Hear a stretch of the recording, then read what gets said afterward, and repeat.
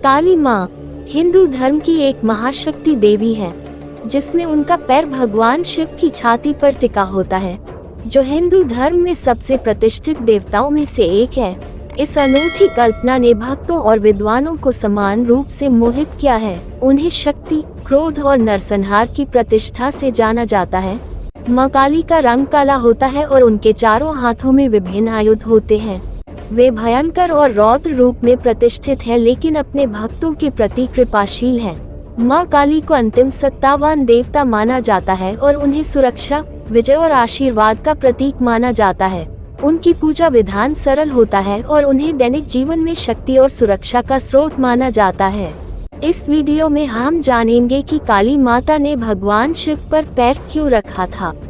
अगर आपने मेरे YouTube चैनल को सब्सक्राइब नहीं किया है तो सब्सक्राइब करें और बेल बटन दबाएं।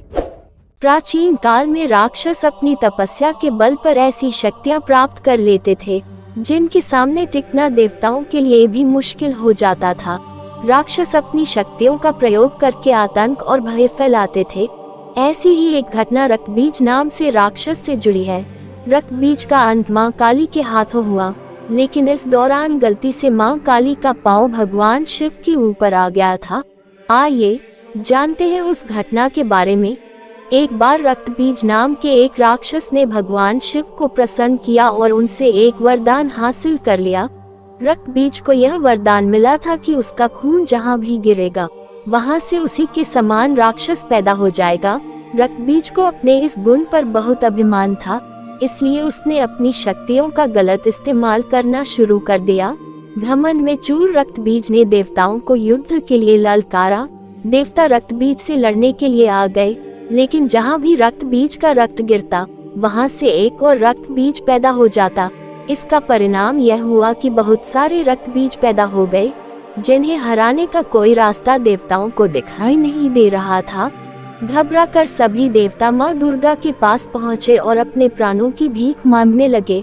माँ दुर्गा ने रक्तबीज के वध के लिए काली का रूप धारण कर लिया। रक्तबीज को देखकर माँ काली क्रोध से भर उठी और अपनी जीभ को इतना फैला लिया कि सारे रक्तबीज उसमें समा गए। अब जहाँ भी रक्तबीज का रक्त गिरता, माँ काली उसे पी जाती। रक्तबीज को समाप्त करते हुए माँ इतनी क्रोधित हो गई कि उनको शांत करना मुश्किल हो गया। काली माँ का यह रूप विनाशकारी हो सकता था, इसलिए सभी देवता भगवान शिव के पास पहुँचे और बोले कि आप ही माँ का क्रोध शांत कर सकते हैं। माँ काली के क्रोध को शांत करना भगवान शिव के लिए भी आसान नहीं था, इसलिए भगवान शिव काली माँ के मार्ग में लेट गए। क्रोधित माँ काली ने जैसे ही भगवान शिव के ऊपर पांव रखा, वो झिझक कर ठहर गई और उनका गुस्सा शांत हो गया। वह अपने विनाशकारी उन्माद से बाहर निकल गई और महसूस किया कि उसने क्या किया है। उसने झटके से अपनी जीभ बाहर निकाली और अपनी भगदड़ बंद कर दी। काली ने तुरंत अपने कार्यों के महत्व और अपनी अपार शक्ति को नियंत्रित करने की आवश्यकता को समझ लिया। उन्होंने महसूस किया कि शिव शांति और श्रेष्ठता के अवतार होने के नाते उनकी ऊर्जा का उपयोग करने और दुनिया के लाभ के लिए इसका उपयोग करने में उनकी मदद कर सकते हैं।